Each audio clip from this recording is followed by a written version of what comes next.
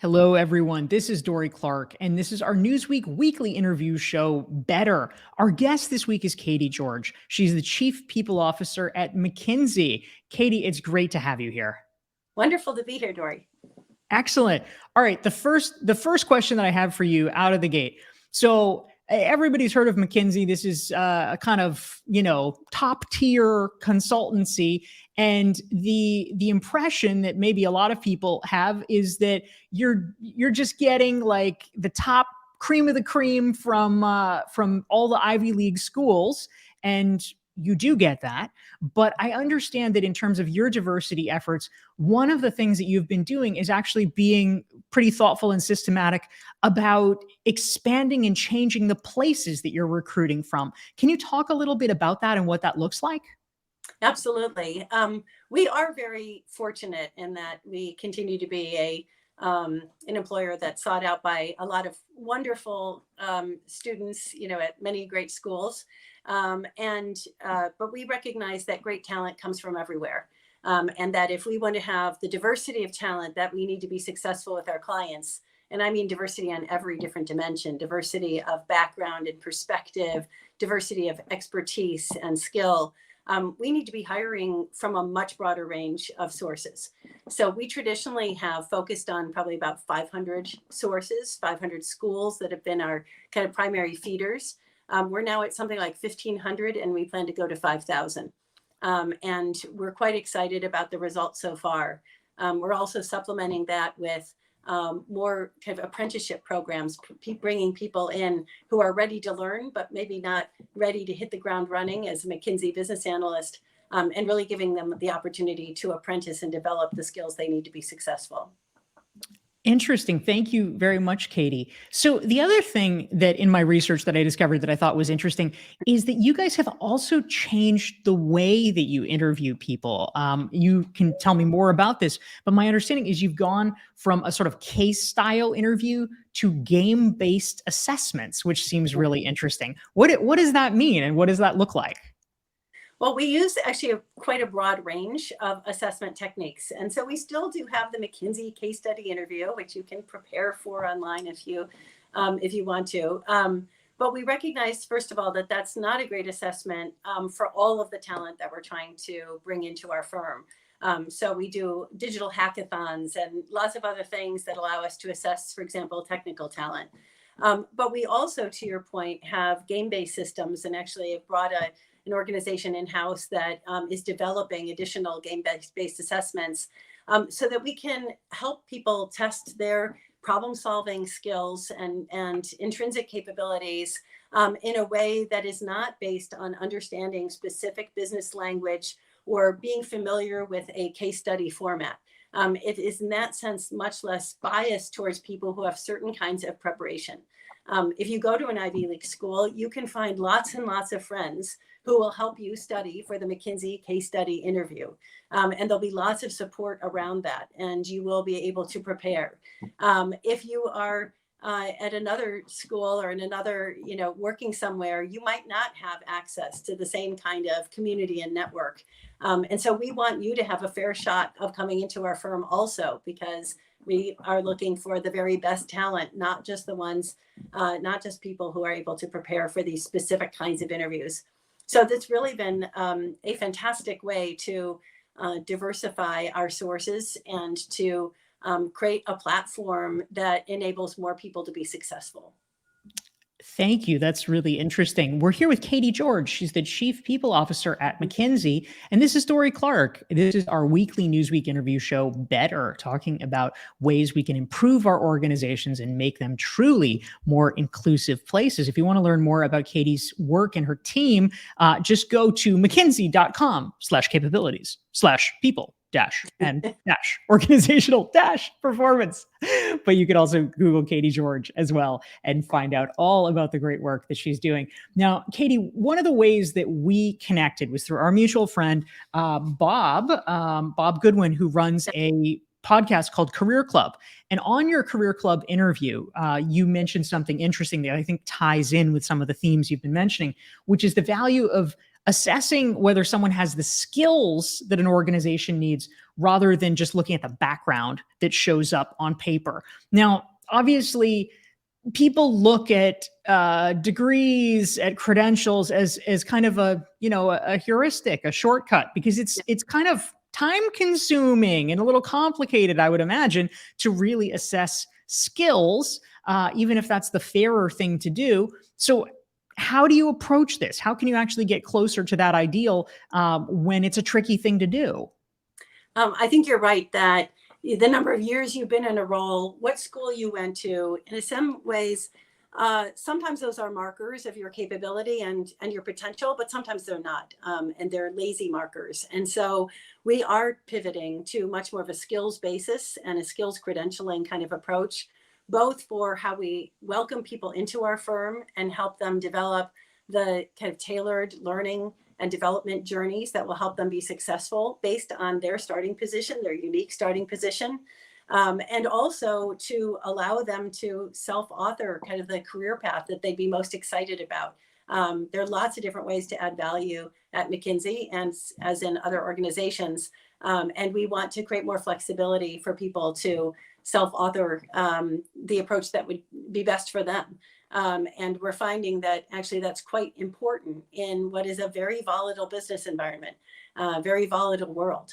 We need to have a very dynamic approach to continuing to upskill and change the skills that we bring to our clients. And so using a skill architecture will be a way to create not only a more flexible and kind of employee-centered approach, but also one that is more dynamic for us to continue to evolve to changing needs.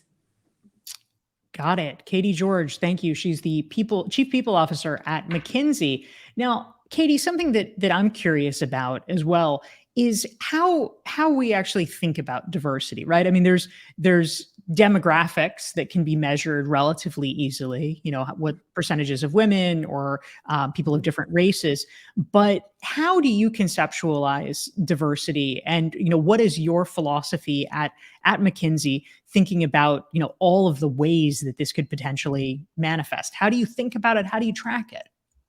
Well, I think that diversity really should encapsulate diversity on all dimensions, right? Including how people approach problems, whether we're introverted or extroverted, whether they bring a kind of technical skill set and experience base and way of working versus, our more traditional generalist, problem solver consultant approach. So I think that diversity really does go beyond kind of demographics to really about how do we each bring, kind of our best selves to the work that we do, and how do we create teams that effectively bring together our diversity, not trying to have everybody fit into the same culture, but bring everybody together in a culture that celebrates diversity and makes the most of it.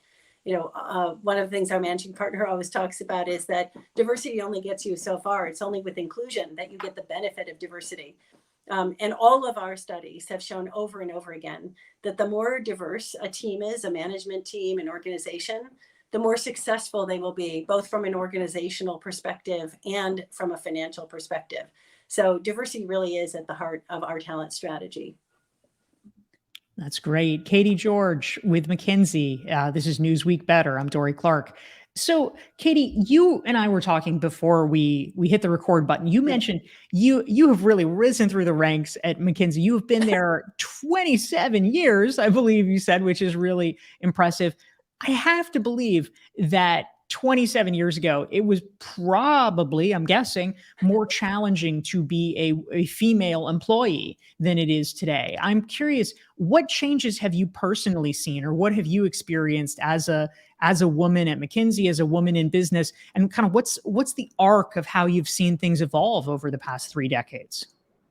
Well, I think you're right that we have seen things evolve at McKinsey, and very proud of that evolution, of course. Although I also have to say that I feel very lucky. I was not the pioneer in terms of being one of the first senior women at McKinsey. There were others around me and before me who reached out with a hand and helped me to be successful, as did many of my male mentors and sponsors. But there have been a lot of changes in our firm, and they include, first of all, just many more role models who are women in every part of our firm. Lots of our office managers, our sector and function leaders, and the members of our board are women. So we now have a significant number of senior partner women who are, by the way, a very tight-knit kind of force within the firm, all advocating for continued women's development and diversity in general, and supporting each other. So I think the notion of this network and just the numbers of women who've been successful certainly changes things. But I think we've also made a real shift in our understanding that supporting women in our firm and making sure that we have representation at all levels of our firm, both for women, but also other diverse groups, is not just a nice to have kind of social strategy, but is really fundamental to the business strategy, to our business success, to our organizational success, to success with our clients. And I think that's become a real shift, over time, that is manifest in how our leadership teams think about the importance of diversity, of their own role in accountability and diversity. We now, for example, for every single partner in our firm, for all 2,000 partners, we measure how many people they are mentoring and sponsoring. And we note how many of those people are women and how many of them are diverse. And that is a statistic that goes into their annual review. We look at that when we're making decisions about who will be the next office managers or the next practice leaders. We look at the size of their kind of sponsor group and the diversity of it. We look at how we are staffing teams and whether we're creating diverse teams over time, and which client serving teams are really creating diversity and which ones need some help to ensure that we are creating diversity. So it's very fundamental to how we think about success. We're not where we want to be. I don't want to suggest that we have completely cracked the code, but the mindset, the alignment on the goal of equity, and the rationale for that being a fundamental talent strategy is something that I think is now has taken root and is shared. That's great. Katy George, Chief People Officer at McKinsey, and this is Newsweek Better. I'm Dory Clark. Now, Katy, you were recognized recently in Forbes's inaugural Future of Work 50, which recognizes people who are shaping the future of work. I am curious, one of the things that it seems like everybody in the HR talent space has had to talk about over the past few years is remote/hybrid/work from home and how that is impacting the workforce. I'd love to hear your thoughts about it. How do you think about it? What's McKinsey doing? And also, how do you feel like this factors into considerations around diversity, which, some people believe it may have some overlay in that area as well? Yeah. I think this is an exciting area and it's continuing to evolve. So nobody has kind of the final answers because we're still developing better technology for hybrid work. We're evolving work processes and have micro habits. My belief based on data, because we measure what our teams do, how are they thinking about co-location, how have they co-located, how often, and then we look at the outcomes. What has driven attrition versus retention? What has driven excitement? We do a weekly pulse survey of all of our colleagues. How are you feeling? So we know how are the people feeling who've been co-located versus the people who have not. What is our client feedback relative to those things? So we are very. What are you finding out? What we've found is that there's a bit of a sweet spot around 50% co-location. And that's not a policy for every team to be together exactly 2.5 days per week every week. It's much more about how does each team make decisions that balances personal needs, the different types of work that they're doing, what their clients are expecting and need, in order to create the right environment to do their work both collaboratively and independently. And those teams that are finding a way to be co-located at least 50% of the time are getting to much better outcomes around the client feedback and experience, around the excitement of the team members, around retention of our colleagues, and also interestingly around development. So when you ask each of our colleagues, which we do every year, how many mentors and sponsors do you have? People who are working mostly remotely have about the same number as the people who are working co-located more often. However, the quality of the sponsorship, the opportunities for development are better when there's at least 50% co-location. However, when you increase the co-location beyond that, there's not a continued linear improvement in those statistics. And so what we're finding is that there really is a sweet spot about being together roughly 50% of the time, depends on the work and the nature of the work, et cetera. But then really leveraging technology to drive the personal flexibility as well as kind of accommodate different types of work needs for the rest of that 50%. So, but one of the things that we're also seeing though is that this puts a lot more of an onus on the frontline manager to make good decisions about how to organize their team and their work, and also to manage, productivity, which, we used to do in a really lazy way by just seeing people work in front of us. So I do think that we're seeing, much more of a push on how to develop our frontline leader skills, in our case, our team leaders skills. And I think we're seeing that in other organizations as well, because there's not a one size fits all answer. The answer is somewhat nuanced, and there is huge performance uplift on all different dimensions, people as well as kind of business performance, for getting it right. That's great. Katy George of McKinsey, Chief People Officer. So, Katy, one of the things that we do regularly with Better is every week we have our guest nominate a Better Leader of the Week. And this is someone who is doing on the ground work that is advancing in some capacity issues around diversity and inclusion. And your nominee, and I'm hoping you can tell us a little bit more about her and why you chose her, is Carolyn Pierce. Can you tell us about Carolyn? Yeah, Carolyn Pierce is a wonderful partner colleague of mine, so partner at McKinsey, who has an interesting background herself. She did not go to college, so she's not some Ivy League degreed person at McKinsey, but has grown up through the firm very, very successfully as a partner, and has really become a champion for the paper sealing movement, both broadly in supporting our client organizations as well as other organizations around paper sealing kind of movement, right? The movement, as we talked about before, from resumes and college degrees to really looking at skills and potential. And it's been a real motivator and catalyst for us internally as well. So as we think about expanding our sources of great talent, it's not just about expanding our sources of colleges to recruit from or business schools, but also looking at colleagues or potential colleagues who don't have college degrees.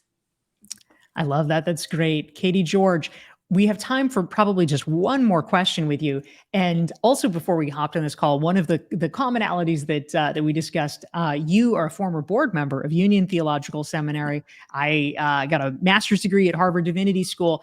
And one of the things that you mentioned in terms of the sort of broad focus around diversity of all kinds is that you have been involved in, and McKinsey has some multi-faith groups at the organization. I'd love to hear more about that and how you think about sort of multi-faith or interfaith efforts as part of the mission around diversity. Well, I think multi-faith for me has been really rich and kind of fulfilling way to build community in McKinsey. We had a multi-faith group in our office for a while. Right now, there's several of my fellow board members and I who meet regularly and talk about our faith, and from very different faith traditions. So I think it's been, for me, an important kind of personal way of building community and continuing a journey as a person of faith, trying to live my faith through my work. But it's also, I think, such an important way of bringing communities together in this world that feels increasingly fractured and at odds with each other. And I'll tell you, when you have a conversation with people from different parts of the world with different faith backgrounds and find that really you have so much in common as to what your aspirations are for how the world should work, how people should be treated with justice and compassion, and how all of these colleagues are trying to live that mission into the way that they lead in the jobs that they do. It just brings us together more. And I think that corporations and certainly McKinsey can be glue across our fractious world because we have a common working culture and a common set of values, and being purposeful about creating glue across what otherwise can be very divisive, kind of cracks in our world is something that we can do through our work lives. That's terrific. This is Dory Clark, and this is our weekly Newsweek interview show, Better. If you want to never miss an episode, you can go to doryclark.com, download a self-assessment. You will be added to the email list and get reminders about wonderful shows like this. And we have been here with our guest for the week, Katy George. She is the Chief People Officer at McKinsey. Katy, it's such a pleasure to have you here. Thank you for joining us. Thank you for having me. Thank you all, and see you next week.